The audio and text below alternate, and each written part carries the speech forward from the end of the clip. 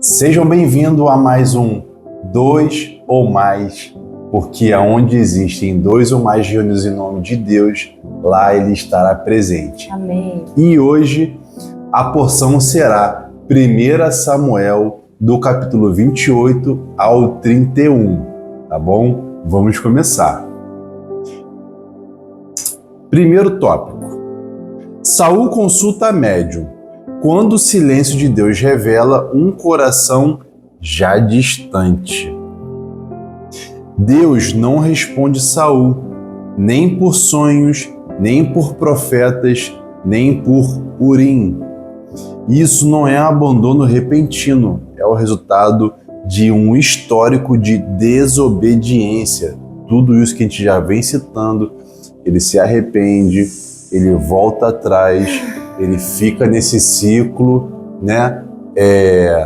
E assim, ele realmente não tem uma mudança.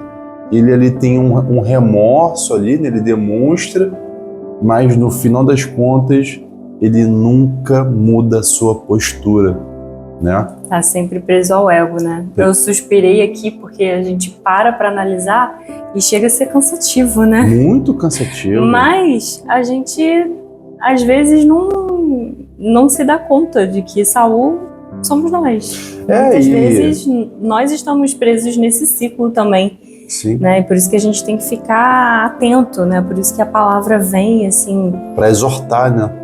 E ele é um retrato do que Israel sempre foi desde que foi libertado, né? Que sempre voltava a cometer os mesmos erros. Então, assim, o rei de Israel, ele é um retrato do que o povo de Israel fez com Deus durante toda a história até chegar nesse momento. Exatamente. Né? E aqui a chave espiritual é: quando Deus se cala, não é ausência, pode ser juízo ou consequência, tá? Saul faz exatamente o que ele mesmo proibiu, consulta uma médium, e isso revela um padrão perigoso. Quem rejeita a direção de Deus acaba buscando direção em qualquer lugar. E aí é onde o inferno faz a festa, né? Porque ele só precisa de uma legalidade, de uma liberalidade, a famosa brecha, né? E aqui o ponto crítico é que a consulta espiritual fora de Deus não traz solução, só confirmação à condenação. Então, assim, existe até algumas linhas teológicas que falam que quando essa médium incorpora ali, traz o espírito de Samuel, na verdade não era o espírito de Samuel, porque o inferno, os anjos caídos, eles podem vir com qualquer forma, inclusive anjos de luz.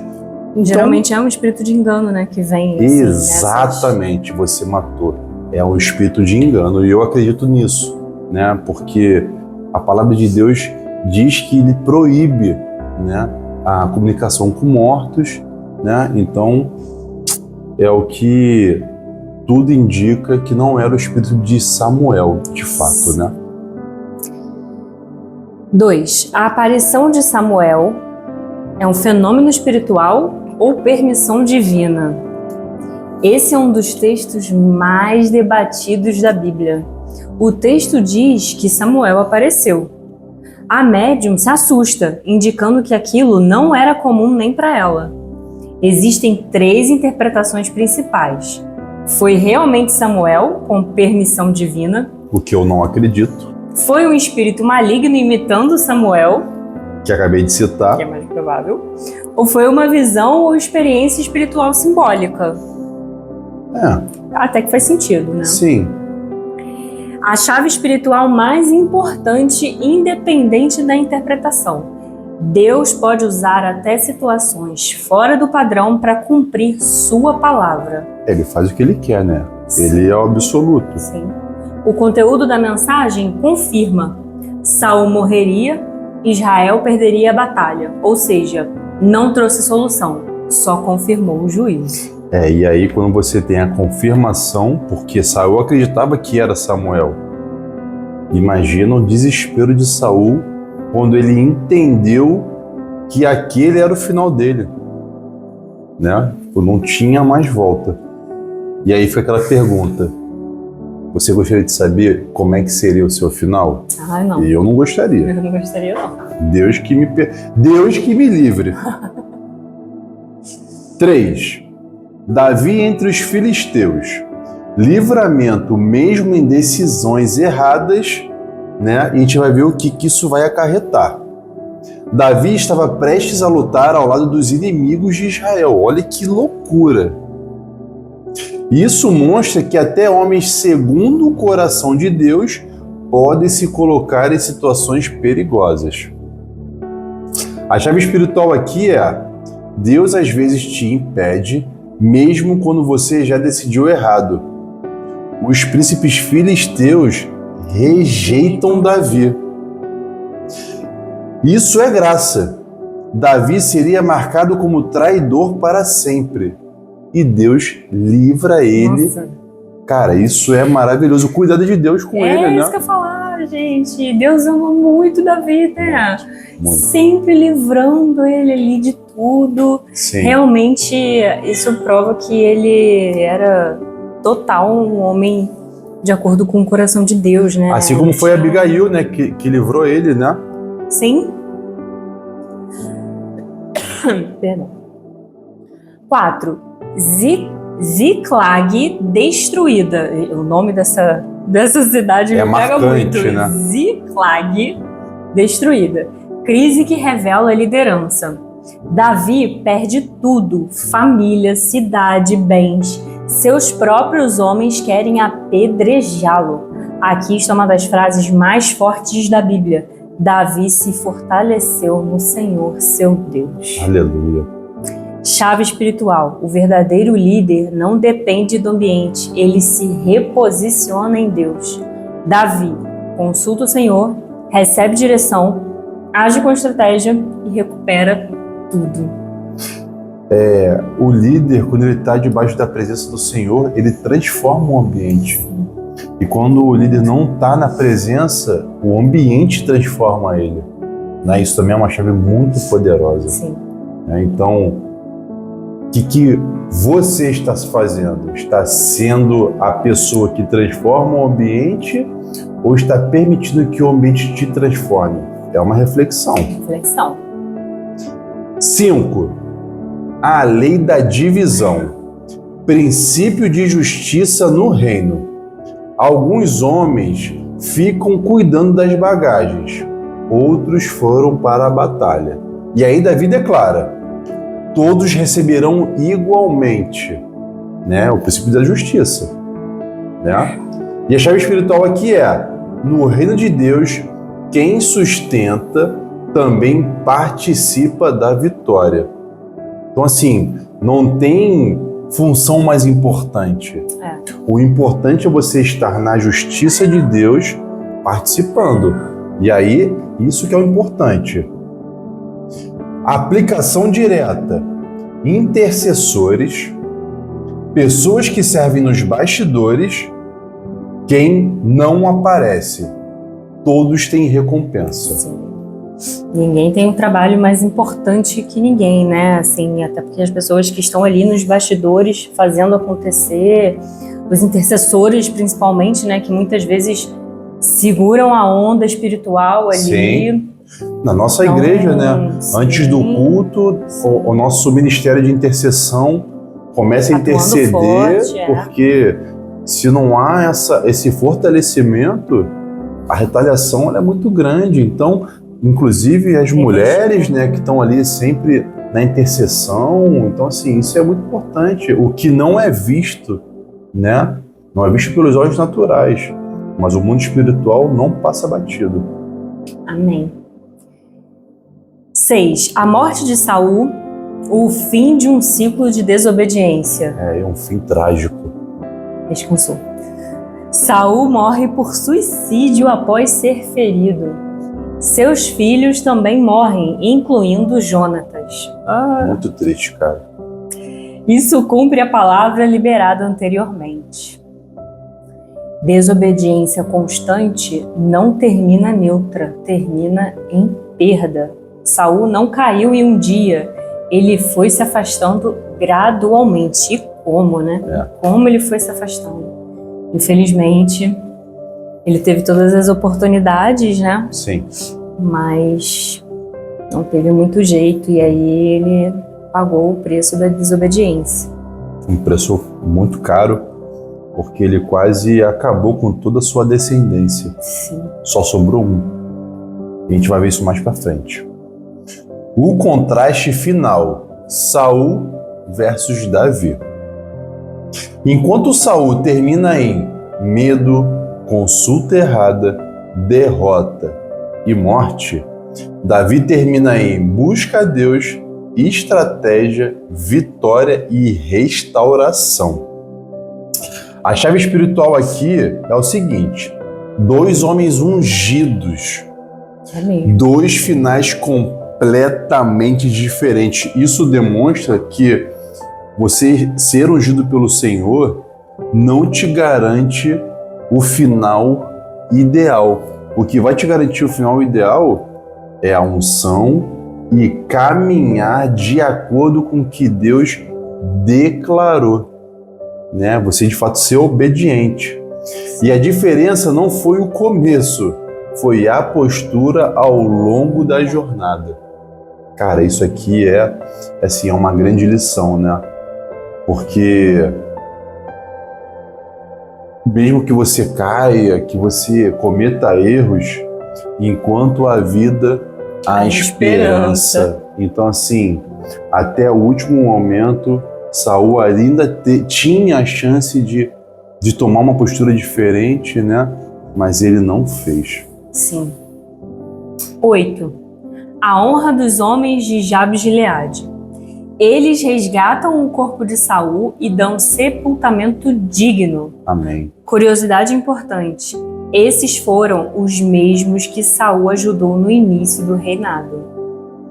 Atos de honra no passado podem gerar honra mesmo após a queda. E aí fica a reflexão: você tem feito mais amigos ou mais inimigos, né?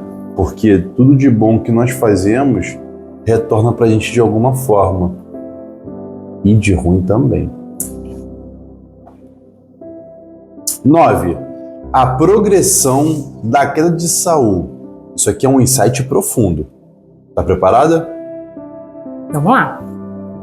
Se você observar, desobedece, justifica o erro, perde a presença de Deus, fica atormentado e inveja Davi, tenta matar Davi algumas vezes, né? Consulta uma médium e morre em derrota. Porque pior do que você morrer em batalha é você tirar sua própria vida, né? Então, assim, realmente foi um fim muito trágico, né? O ungido primeiro rei de Israel, olha o fim que ele teve, né? Isso é muito triste. E aqui a chave espiritual a queda espiritual é progressiva, não repentina. Isso aqui é muito forte no nosso estudo hoje. Você vê que é uma passagem, é um ensinamento que se repete, né? Que é realmente uma construção. Sim. Seja positiva ou negativa. Não é verdade? É verdade. E aí, o que a gente vê aqui são 2 posicionamentos, né? Como disse ali anteriormente. Porque Davi também cometeu os errinhos dele, né? Sim. Mas, ao final das contas, assim, ele sempre buscava Deus novamente. Ele sempre aproveitava as oportunidades, né?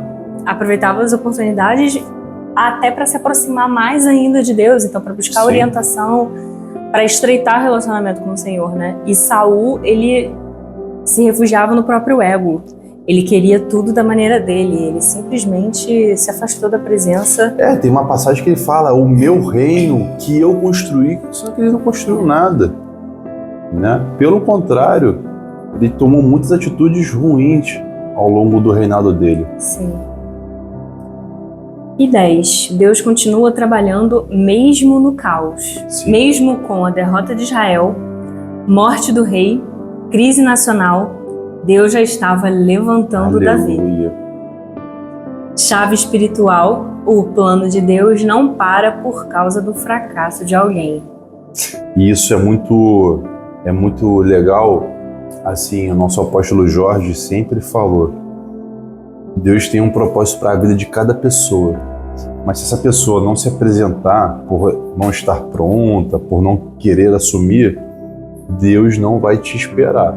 Deus não vai também tirar você ali da jogada. Mas Ele vai colocar outra pessoa. Porque a obra não pode parar. Sim. Né?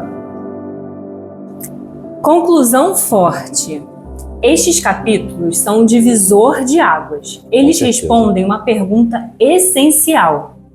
O que define o fim de uma pessoa não é a unção que ela recebeu, Não mesmo. mas as decisões que ela manteve. Então, mesmo que ela tenha sido separada, ungida, se ela não sustenta o relacionamento com Deus, realmente tudo será se trágico. perde. E para a reflexão, esse é o momento que você vai refletir, ou com a sua família, ou até mesmo em secreto, né? No quarto. Onde você tem tentado resolver sem ouvir Deus? Existe alguma área onde Deus já falou, mas você está ignorando? Porque Deus fala o tempo todo.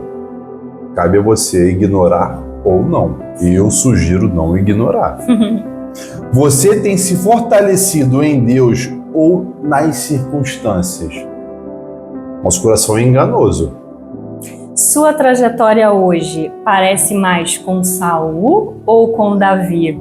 Nossa, essa é... Hoje eu tô boa. muito mais parecido com Davi, graças a Deus. Você está honrando quem caminha com você, mesmo nos bastidores? É aquela reflexão. Quem é você quando ninguém está te olhando? Você é aquela pessoa que devolve o carrinho do mercado lá para a fila ou larga em qualquer lugar? São nas pequenas coisas, tá? São nas pequenas coisas. E pessoal, nós aqui do 2 ou Mais, nós queremos dizer que você não está sozinho. Que Jesus te ama e independente dos seus erros, a sua história não acabou. Então, não permaneça nesse lugar. Procure ajuda. Vá na igreja mais próxima da sua casa se você não tem uma igreja. Ou procura a gente, manda mensagem, porque nós estamos aqui para de fato te abraçar de alguma forma.